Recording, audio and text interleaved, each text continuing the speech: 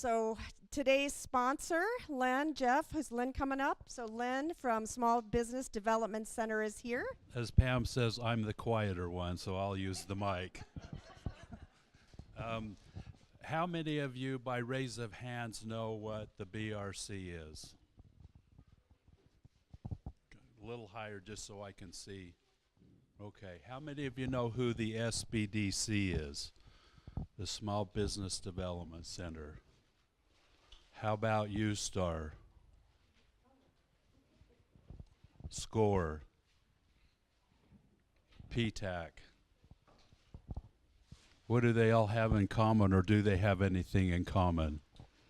That's what I'll tell you about for just a second. The BRC used to be a very large organization. It's kind of dwarfed in our communities that we serve here. If you can compare the BRC to kind of like the airport authority, they're the ones that let you in the door, but then all the others of us, like the SBDC, are the ones that you specifically go to for different needs. We're all funded a little differently. We all have partnerships that we like to refer one another as we need to, but we're all different and we all have different missions. The SBDC is funded through the Small Business Administration, through Dixie State University in our area here, and also through the Governor's Office of Economic Development. We do what we do confidentially and at no cost to small businesses. So if you're looking for a way to start a business, if you're looking for growing it, if you're looking for selling it, if you want marketing advice, if you want any kinds of services, if we don't have the answer, we'll try and help you find it.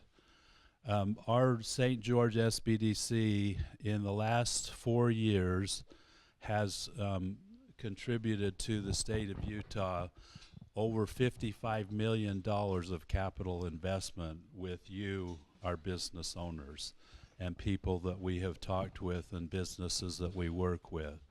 We also have increased revenues over $50 million, and we've created about 700, 800 jobs so far just in the last 4 years. We've started 150 companies. So what we do is really pretty quiet. But when people talk about who the BRC is, they sometimes get the SBDC mixed up with it. Our local St. George SBDC has gotten the Utah SBDC Center of Excellence Award 2 of the last 4 years. And we generally do things very quietly. Steph and Josh Bevins just got a national award from the SBA. They were recognized as the Utah Business People for the state of Utah and went back with 49 others. So that's what we do, and we do it very quietly most of the time, and some of you are our clients, and we won't point you out because it's confidential, but if you want to, you're welcome to share with one another. Anything that we can do to help you, we're over off in the University Plaza. We're up in Building C, and we're upstairs in C7. Make an appointment, and we'll be glad to participate with you. Thank you. Thanks, Jeff and Len. We do appreciate the Small Business Development Center for sure. So our training today is how to protect your business from employee theft and embezzlement.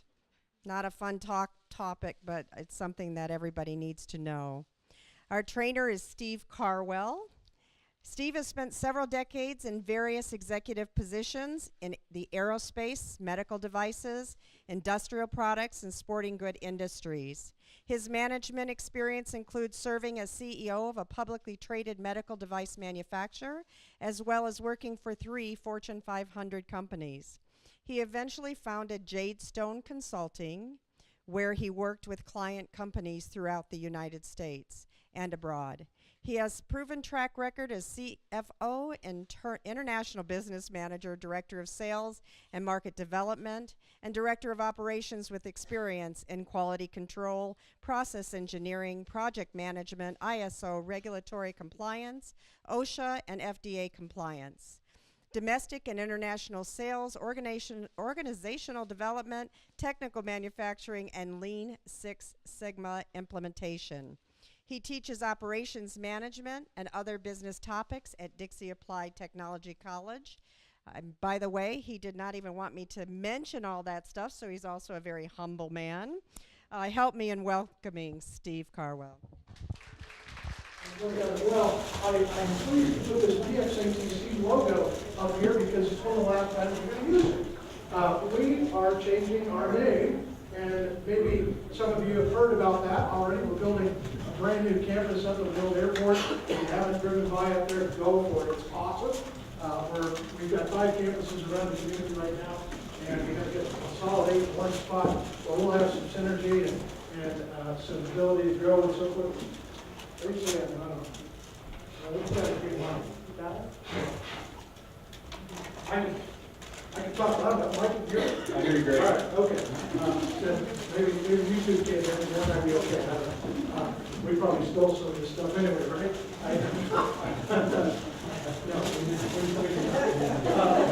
The Dixie Applied Technology College is part of, we're owned by the state of Utah, as most all of you know. We've interacted with many of your companies and many of you personally over the period of time.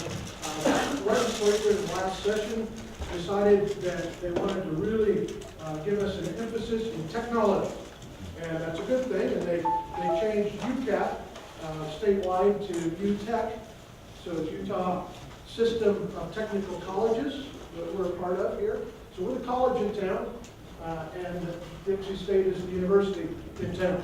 And we partner closely, and this model that the legislature has envisioned allows us to partner closer than we have in the past. We're excited about that, and that's pretty cool. So we're going to be known as Dixie Tech. So in 2 weeks, we're going to have a new logo, and they won't let you see it, not even a peek. But watch for it when you see Dixie Tech. That's us, and we've got cool stuff going on, and we'd like you to be part of that for sure. Part of our team is here, and I'll mention some of the services that are available to you in the area of financial control, which is an important aspect of your business that we're going to talk about. If you work by yourself, for yourself, and don't link with anybody else, you are your own worst enemy. You're stealing from yourself. Other than that, one pocket to the other. Other than that, it impacts all of us. And I want to talk about that a little bit as we get on. The stuff that I'm going to touch on is not all invented by me.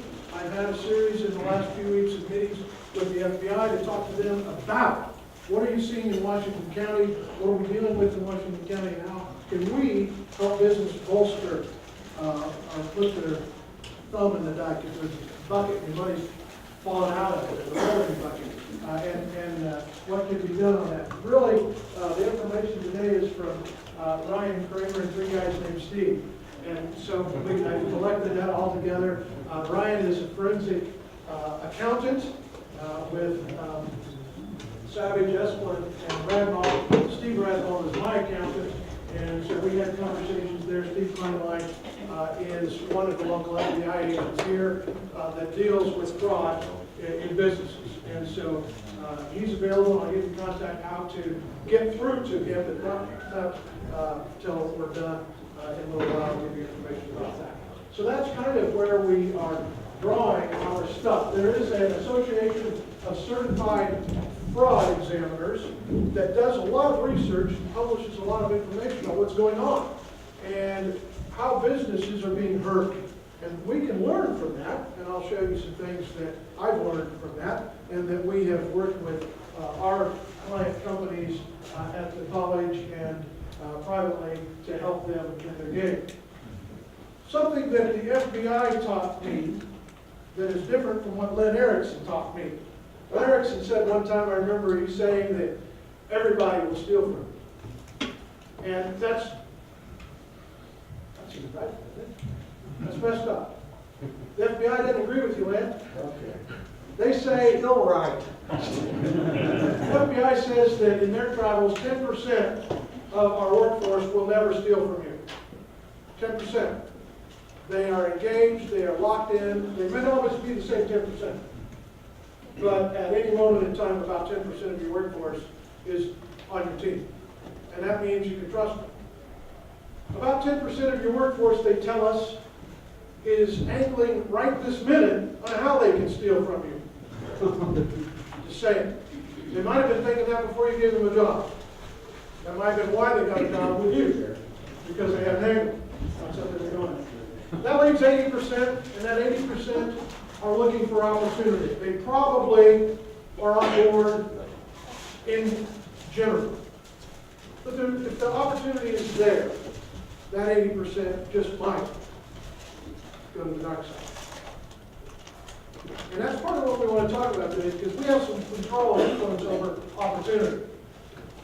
And that's what we can make harder for employees. We trust, but verify. And I know you've heard that before from many people. Trust, but verify. So that we don't make it easy for that 80% that is on the bubble to make a wrong decision. A life-changing wrong decision. And we go, how big a deal is this?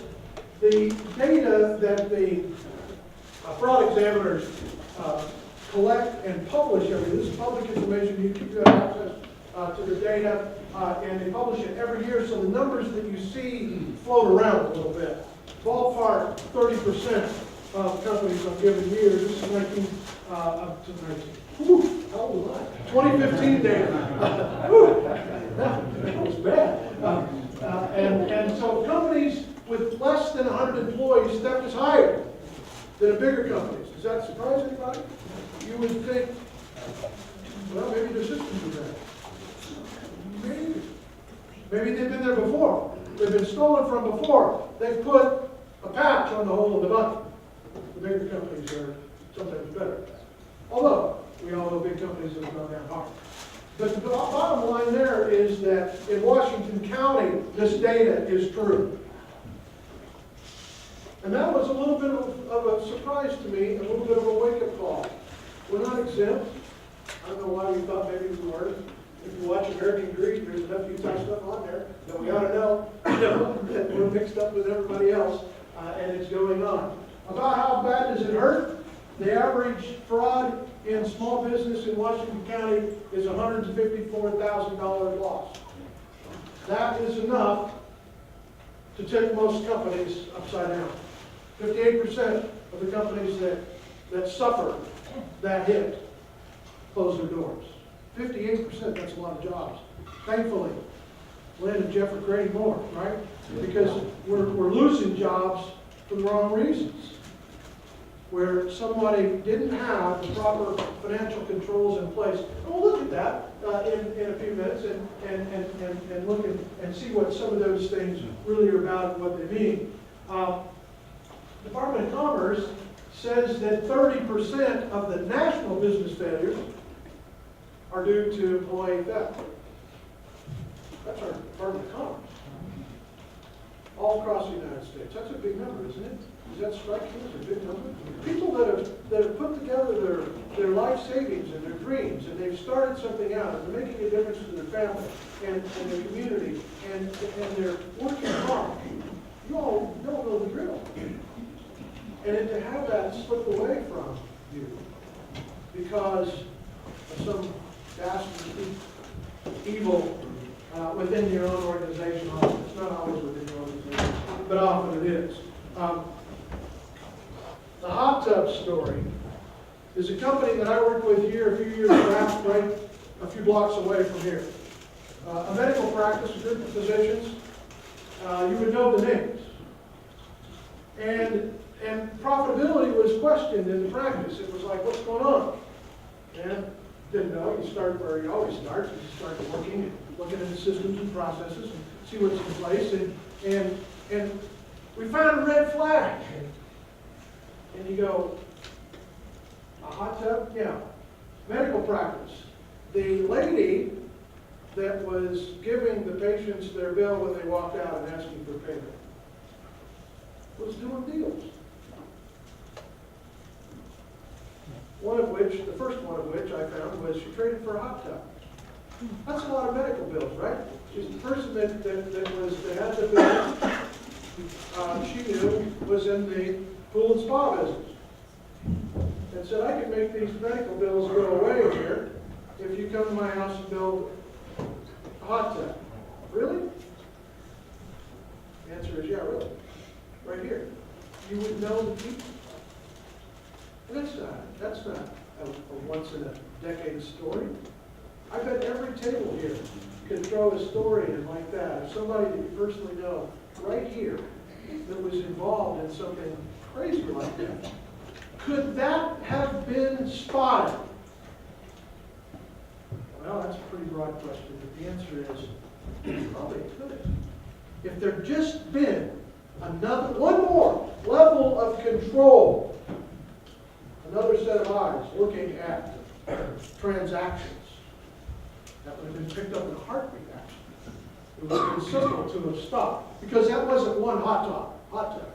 It was many services that were traded by that one billing person in that medical practice. And you go, wow, that's just almost staggering that could occur. But it does, and it did. So we have fraud going on by organizations where the organization themselves is sometimes perpetrating the fraud. If you own the business, you've got everything right. Make sure your executive team isn't perpetrating fraud.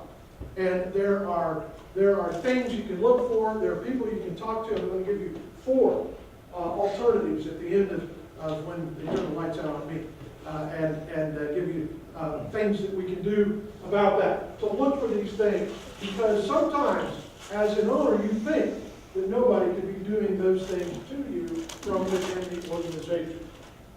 They can, they will, and they do.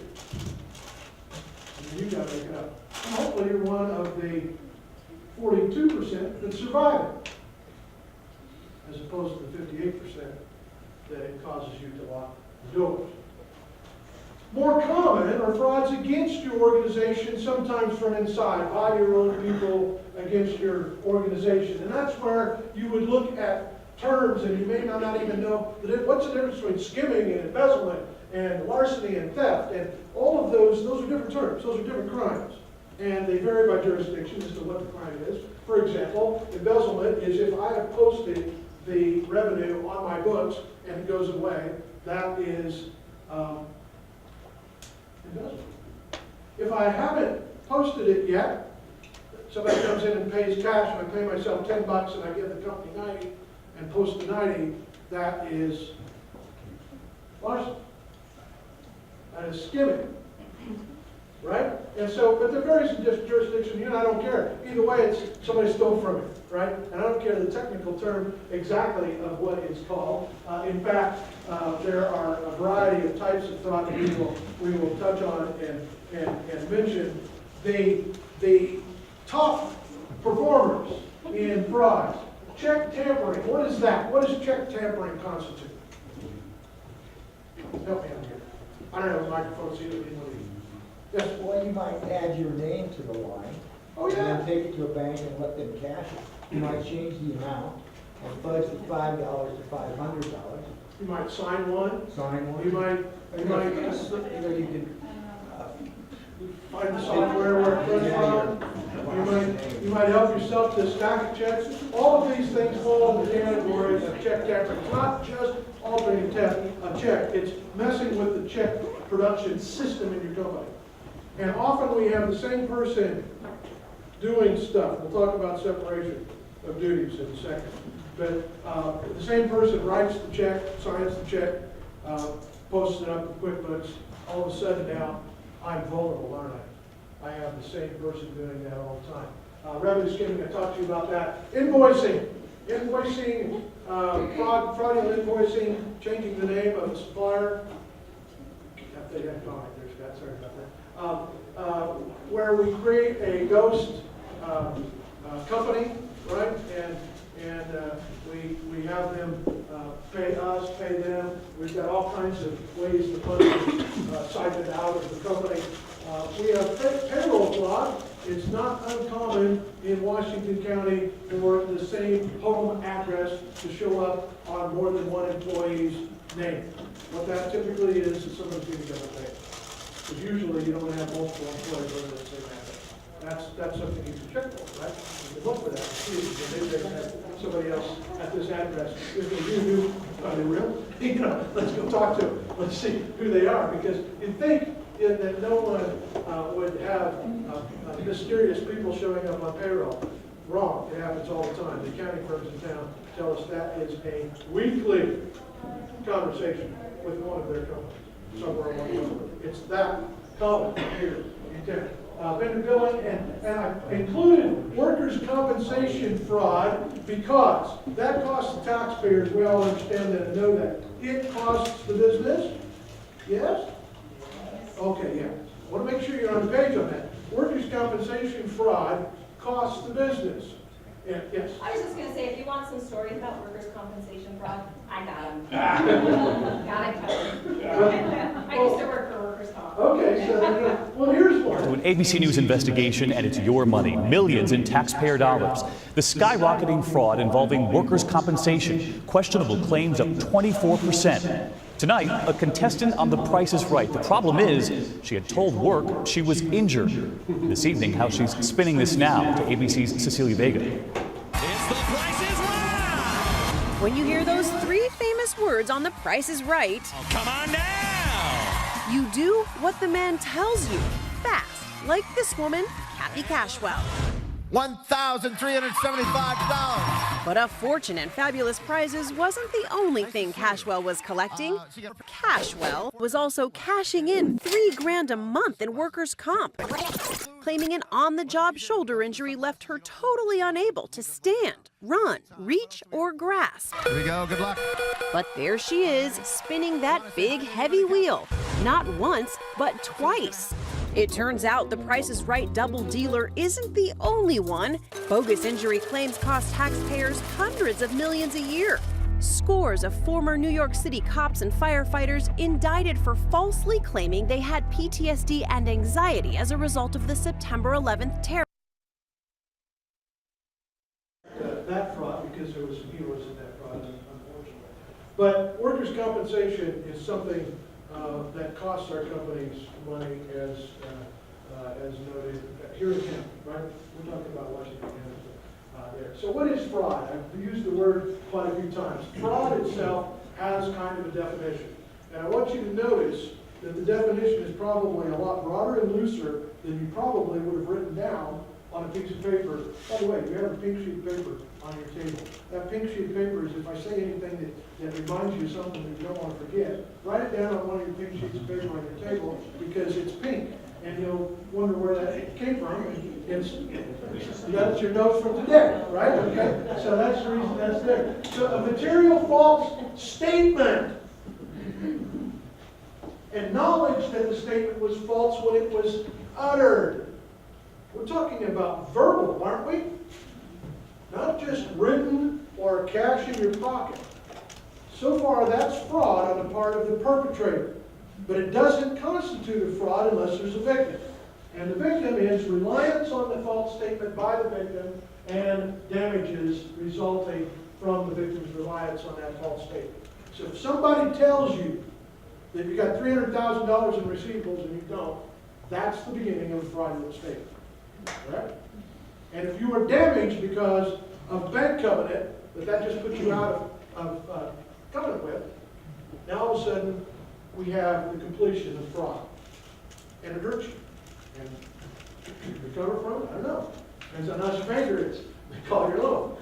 So, you know, it's something that we want to understand that fraud is a word defined by the St. George City Police Department like this. And so we may have been defrauded in times when we didn't even recognize that that was what was happening to us. We think somebody was just overstating something, and we acted on that overstatement. That's fraud. And it is punishable. One thing I will say right now, I'll reiterate this when I'm out of time. If you have been a victim of fraud, and it's still current enough that you haven't known what to do about it. I mentioned the FBI. The FBI likes to get involved in fraud cases, but they can only get involved in some. And the why they can only get involved in some is not all state of Utah, or fraud that occurs in the state of Utah is federal in its scope. If somebody mailed an invoice, that all of a sudden gets mailed, Postal Service involved, and that makes it so it possibly can be a case that the FBI can prosecute. Why that matters? In the state of Utah, theft of up to $500,000 from you is a misdemeanor. If you don't like that, we've got legislators that I hear from. That's messed up a little bit, maybe. I don't know all the reasons why. I just look at that. That seems like a pretty big number for a pretty small scenario. If it's federal, it's a felony. So the threshold for felony is much lower with the FBI. So if you have been a victim and you want some sort of recourse, then being able to take the charges to federal is important for you. However, the way the FBI works is they want to coordinate with local law enforcement. And in St. George City, we have detectives that are trained in fraud, and the starting place to go is literally the regular telephone number for the St. George Police if your business is a St. George business. If you're in Washington City, they have the similar training and the similar task assignments. Some of the smaller towns rely on some of the financial expertise and the detective forces of the partnerships. But the FBI wants us to start with our local law enforcement if we're at that point. And that's the fourth and final level, because by then you've already been hurt. You're trying to put together and survive and determine if there's any recourse for you, if there's any survivability of the damage that's been done to you. And I'm hoping that we will be able to talk about things that are much earlier in place, in line in front of that. When we talk about fraud, there's a lot of stuff published in the literature on who does this, why do they do it. I can give you profiles of what's been determined, and the surprise there is about 70% that commit sizable corporate fraud have no record whatsoever. They've never done it, never been in trouble before at all. There are more boys and girls that commit it, but that's not by a ton. It's just by a bit. And there's 80 profiles, 41 is the magic year. So get rid of all your 41-year-olds and you have a better chance. Don't tell them I said that. We got HR people here that we get you in trouble for doing that, so we don't want to go there. But the fraud triangle, a certain set of conditions exist in just about anybody in the age that cause them to make the decision, or I should say cause them. That's probably not true. They yield to these pressures, they yield to a rationalization, and they yield to an opportunity. I put that up there not to go into depth about the psychology of who's stealing from us, but to point out one thing. I can't do much about perceived pressure. We all register pressure on us different ways. And some of us, we blame it on business pressure or work pressure, but it's not always. Our pressure points come from life. Life is a pressure cooker for most of us at some point in time or another. So as an owner of a business, unless I know that I'm putting this person unfairly under pressure, then you're an accomplice. But unless you can say that, we can't really do anything about that one. We can't do anything about the rationalization of fairness. Human beings have this thing in our head. And it's such that we toil over this fairness thing in our head. Your kids do. I want it to be fair. I want to be treated the same. We want equal. And the reality of it is, well, I suppose I could even throw this out there. Some of you have read the Bible. Jesus talked about the guy that started work in the morning for an agreed day's wage, and someone's joined the crew in the middle of the afternoon and got the same pay that the people did the whole day. And he had some things to say about that. Does that sound familiar? We've got people that complain about pay all the time. And so, and they're not the first. We can go back pretty far and see some stories and some great wisdom on how to handle that. The point is that people try to balance, if I don't feel my pay or compensation is fair, I got this kind of evil thing that gets even. And I start stealing in little ways because they owe it to me. And I make it fair in my head. And I say that because that's human nature for every one of us. Some of us are in the 10%, hopefully, that won't yield to that rationalization. But some of us have probably some stories to tell. The perceived opportunity is the one that I can control if I'm in business. I can make that perception of I can steal from you. Not necessarily go away, but I can mitigate that perception a lot by putting controls and processes and procedures in place.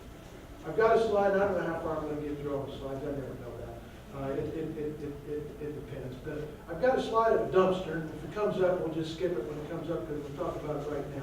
Silly stuff. Send a message that you're paying attention. What is the biggest way, if you have a retail business or any retail product in your store or your business, what are the ways that product leaves your business?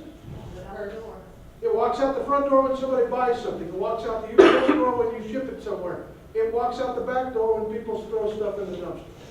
I know there were some businesses in town that were retail, but they would offer their employee discount to anyone they knew. Yep. Yep. And I've got that on a slide too. If we get to that, I'll talk about that for a minute. That's interesting. The back door, I just wanted to throw this out for a second. What can you do about that? Because see, a good trick is, we sell blue jeans, and I take 5 pair of blue jeans out with the garbage, I put it in a dumpster, we close the store up, I come back at 10 o'clock, and I get my 5 pair of jeans out of the dumpster, right? I've stolen from your inventory by my trip to the garbage. But we take stuff to the garbage all the time. So how do I change it, the perception, so that the perceived opportunity isn't there?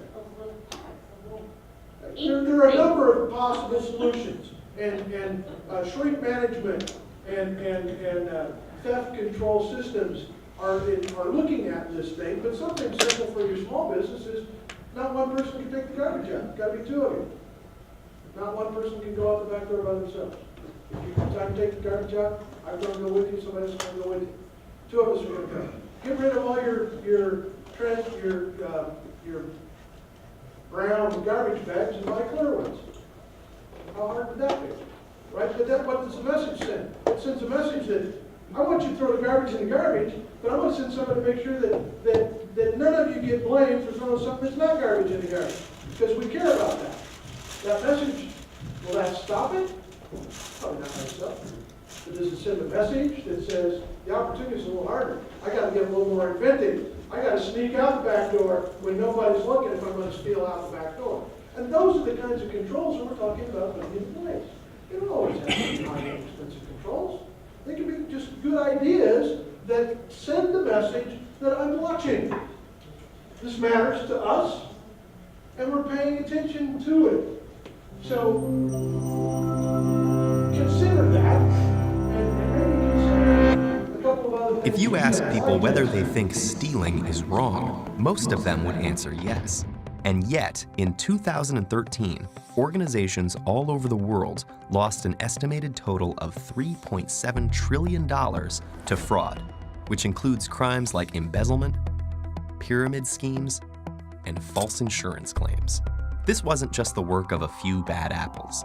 The truth is that many people are susceptible not only to the temptation to commit fraud, but to convincing themselves that they've done nothing wrong.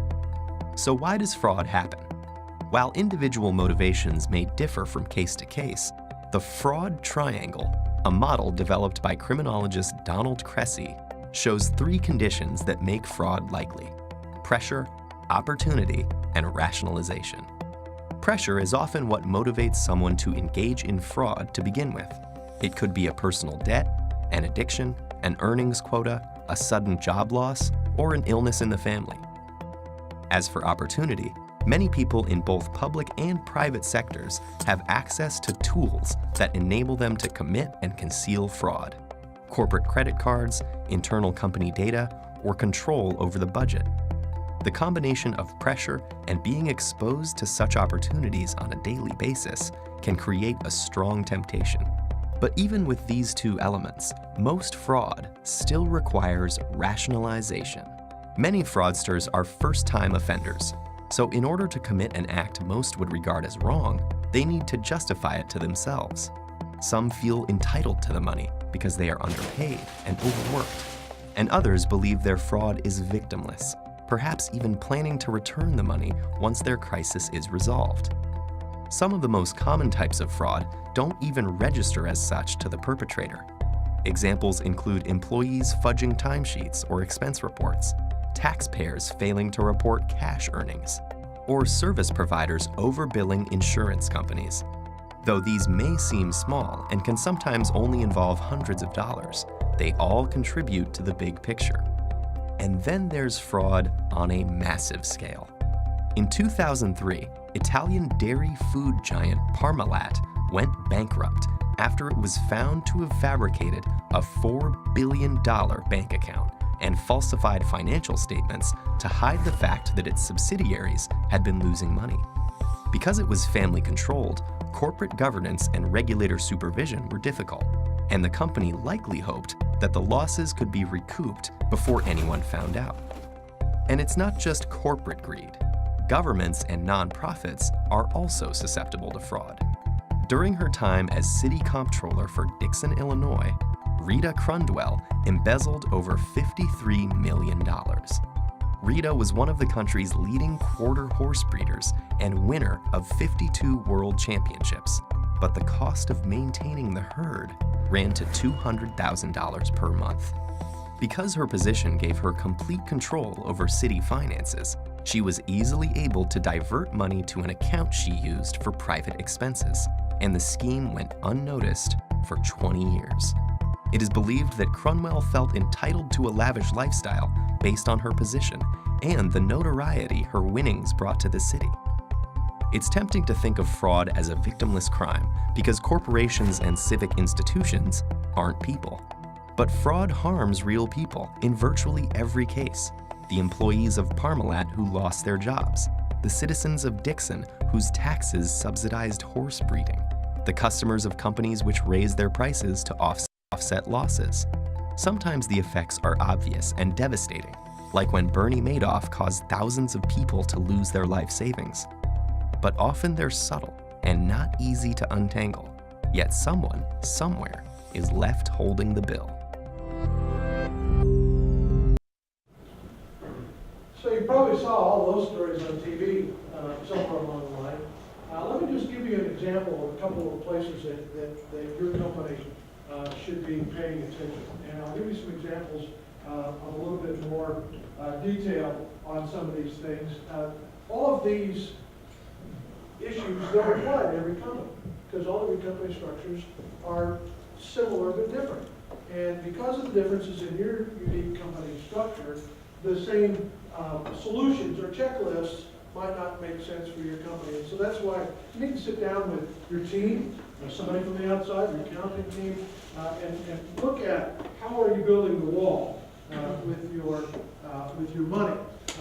Separation of duties brings into the play the reality that while we maybe have one person that's doing the books in a small subcontractor in the construction trades, we have many of those companies in town. Some of you may be one like that. Started out that someone in your family was doing the books, you grew a little bit, and now you have somebody else doing the books, but there's no separation of duties. What that means is the same person that gets the mail, gets all the checks, you have no idea of what checks came in and what ones didn't. And they can hide checks, and they can divert checks, and you won't find out, maybe for years. If you are invoicing, if the same person that's doing the invoicing and doing the mailing of it and generating it all, you don't have another set of eyes looking at that. How do you know what the invoices are for? How do you know if they're correct? How do you know if the amounts haven't been changed one way or the other? You know, we don't have a way of knowing that when we don't have some rudimentary voluntary separation of duties. And you say, I can't afford to add a second person. Understand? You don't have to. However, just as a side note, you can't afford not to if somebody steals from you. But that aside, there are other ways to accomplish this separation without bringing someone else brand new on. For example, one of the guys in the shop can handle confirming what's been ordered, what came in, and that it was in good shape. Approving it for payment, right? That seems very simple. That separated the duty a little bit. You know, you're not paying for stuff you didn't get, because how easy is that? You know, hook up with your brother-in-law, they send you an invoice, I'll see that it gets paid, they never send you anything other than an invoice. That's all you got. And that happens all the time here in Washington County. It's crazy. Bank statements. Do you know bank statements can be altered? It's hard online, but not impossible online. We got tech guys that can do amazing stuff with bank statements. If you own a business, don't have a bank statement sent to your business. Have it sent to your house. So you open. You were the first one to look what checks cleared, what ones didn't, who signed for them, how were they endorsed, what accounts did they go into, and you might get a surprise about some stuff. You don't have to reconcile the bank statements. You have to look at them. That's part of that making it difficult to steal from.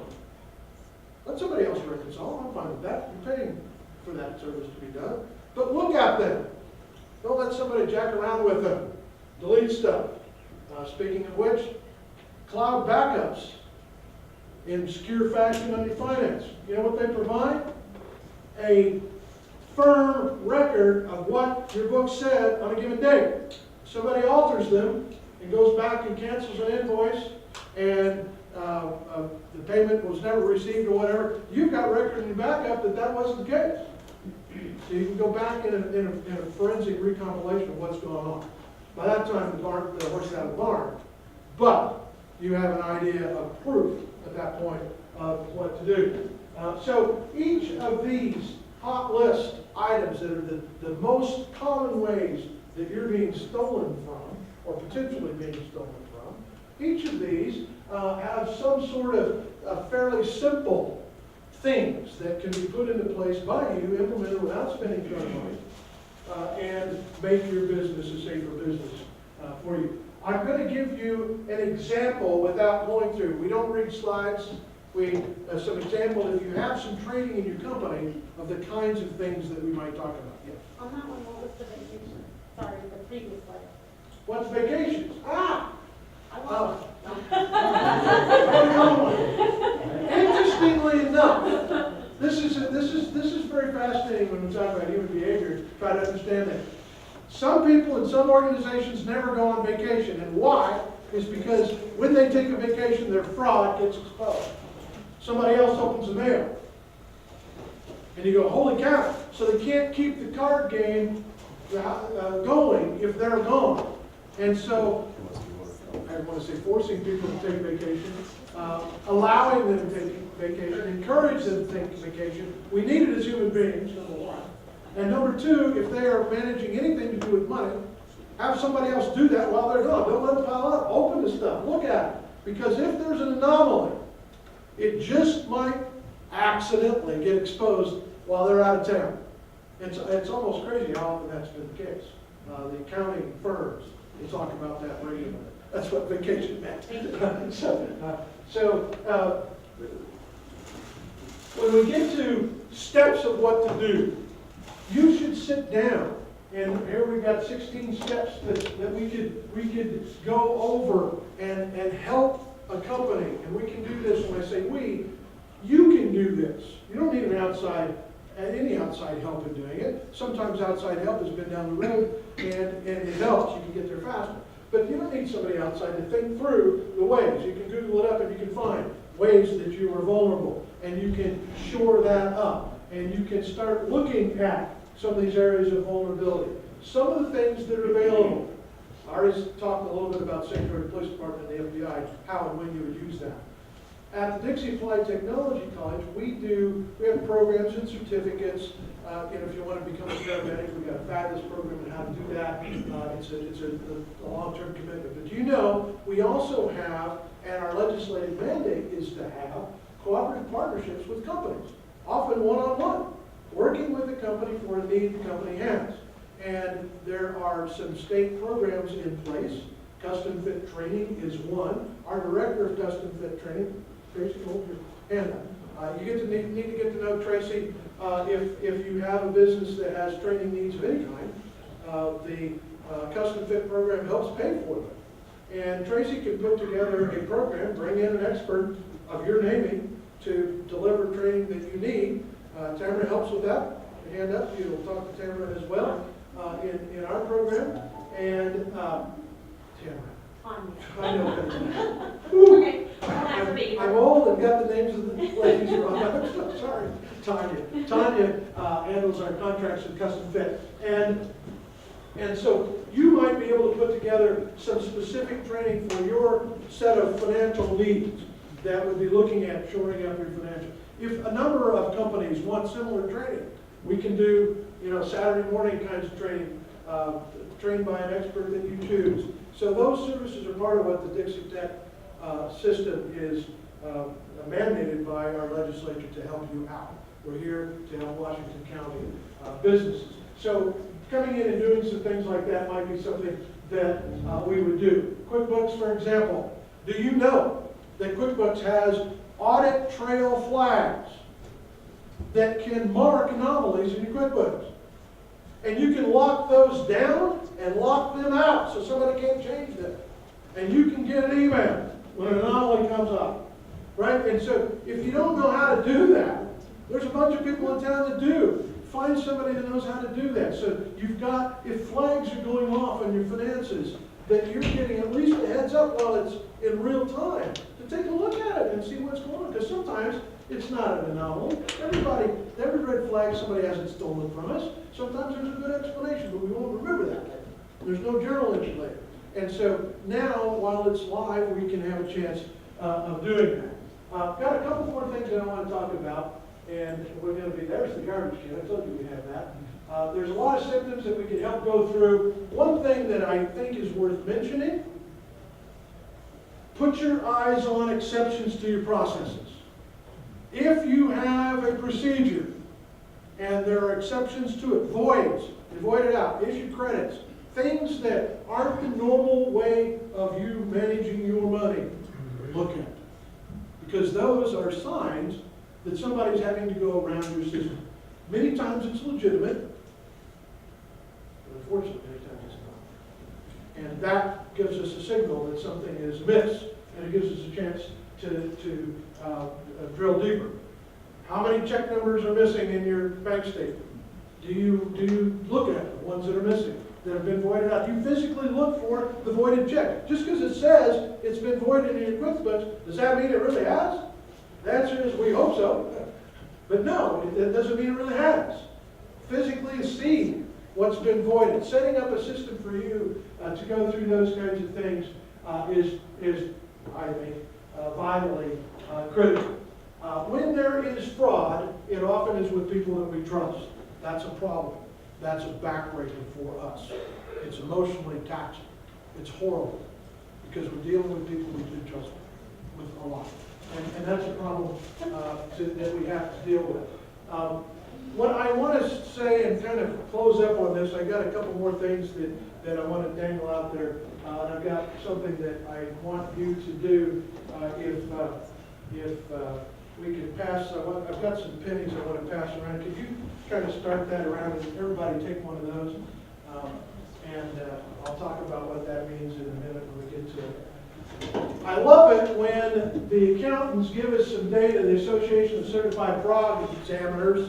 Now, I'm an engineer and I automatically look at numbers, and when the totals don't add up to 100, I just love it because I'm not the only guy that doesn't do it. I'm sure they rounded a little bit. That doesn't add to 100. They rounded somewhere, it's 101. But the data is generally repeated in surveys and forensic publications that we look at. Who is catching the fraud?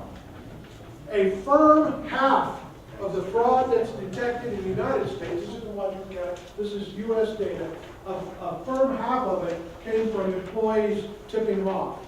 And so there needs to be some way, a mechanism, just like you're handling a hope, anonymous report of sexual harassment. You have a means of allowing employees an avenue to report if something is amiss in your business. The same should be true for if there's suspicion of fraud. Taking a look at fraud, half of the fraud comes to light because of tips. That's interesting. Another big percentage comes from your own internal taking a look, 20%. And so between those two, you can knock off a whole lot of fraud just based on having your eyes open to those things. From a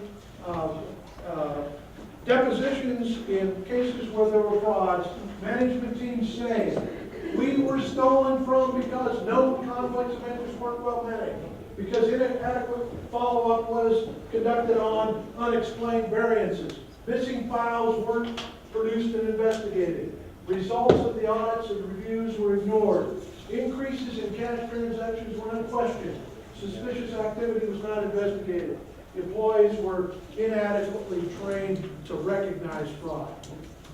That's a foul. All of those, we're better than that. We can put those barriers in play, and we want to do that. So auditing is important. When you're auditing, what are you looking for? You might go at your business and say, let's look at the most common occurrences. The 25 people in our bigger company that travel the most often. Let's audit that stuff. Let's look at overtime. The top 25 receivers of overtime pay. Let's audit that. Let's see if everything's correct in that. Bonuses, commissions, refunds. Look at the top refunds that you had to issue. Were they all legit? Just put eyes on them. Investigate that periodically. That is designed to make it harder to steal. If your employees know that you've got plans in place when you're doing this kind of stuff, it's harder for somebody to take a breath and take a chance, because they think you might spot it. So what we're looking for, anything that doesn't seem to be right. And lots of times we may not have a specific plan. Our forensic accountants tell us that's an interesting part of their training. Accounting people like to work on a concrete plan, and a lot of times the fraud audit is looking for what sticks out. What just seems to be weird. A square apple, that's weird. So what's up with that? If I've got an occurrence of something that happens like this, and then all of a sudden it's up to there. What's going on? How come we're buying that much more from the supplier? Is it up on Benny and we're sending them money? What's going on? Does it make sense? How do we know what makes sense and what doesn't make sense? So I kind of want to almost just wrap it up on this thing. We look at stuff all the time, and we know what it's supposed to be. And yet, if we're not paying attention, we don't get it right. We overlook fraud that's right in front of us. Now, my bet is that everybody here has had a penny in their hand before. And my bet is we've all looked at them. Sometimes we've even looked at the dates to see if they're the year I was born, or is this a valuable one, or whatever it is. And yet, when we look at it like this, isn't it interesting that you've got to pause for a moment and go, which way is the dude looking? Not even really sure which way the guy's looking. And so become so familiar with what is right in your systems, in your procedures, that when you see an anomaly, it sticks out like crazy. If all of a sudden somebody hands you Lincoln that says United States of America across it like this, you know they got it in a bubblegum machine. Because we all know that coin A is a penny. And we all should have got that right. Because we've looked at them a lot. But if we didn't, the question really is, where are you now? Have you never established financial controls? If that's the case, fix it. Put them in place. Get some help if you need it, but put some controls in place. If you have some controls in place, but you've never audited them, audit them. Put a plan in place that people know that you're taking a look at the policies and the procedures that you have in place. If you are big enough to schedule and train people to do internal compliance audits, do so. Small businesses kind of sometimes have to struggle with, are we there? And yet many small businesses are already doing this, and ISO 9000 compliance, FDA compliance, aerospace industry compliance, small vendors here in town. So you're doing the stuff, just include the financial controls as part of those audit cycles, so that you're looking. If you fear the worst, bring somebody in outside that's got training and validation to do a forensic audit. There are a number, that's not a big number, there are more than one internal trained forensic auditors in town. I just happen to know that Savage and Westland have one, and there are probably others, so I don't need to leave anyone else out, I just know them. And if you're at the point where you know you've been a victim, do a criminal investigation, report it, and get it done. And if you just want to talk about where your business is at, look at what resources there are. That's my contact information, that's my cell phone number. If I'm doing this, I don't answer the phone, but I will call you back. The call is free, talking to me is free. There are a lot of people in this room that are poised to help businesses under circumstances. Thank you. You gotta look at it. I think one. Jeff saved me on that one. So feel free to shoot me a text or send me an email. We can visit. Like I say, that is free. Dixie Applied Technology College has a number of options that might help you out through the custom fit training program. The SBDC has a number of additional services that can help you out and are aware of more. And so the point is, you're not alone on this. And reach out, visit about what's best for your company, your business. Refer us to somebody else that you know is having struggles in this area. Business is hard enough. It really is hard enough to not have to face this kind of stuff inside our own companies. So with some stuff put in order, you can get past some of the theft threats that are existing right now. And so I wrap it up with that. I hope that one of the tables wound up with the most amount of fake money. It's laying all over the place, and the same is true of your business. Money is laying all over the place. If you don't put things into place, somebody will take it.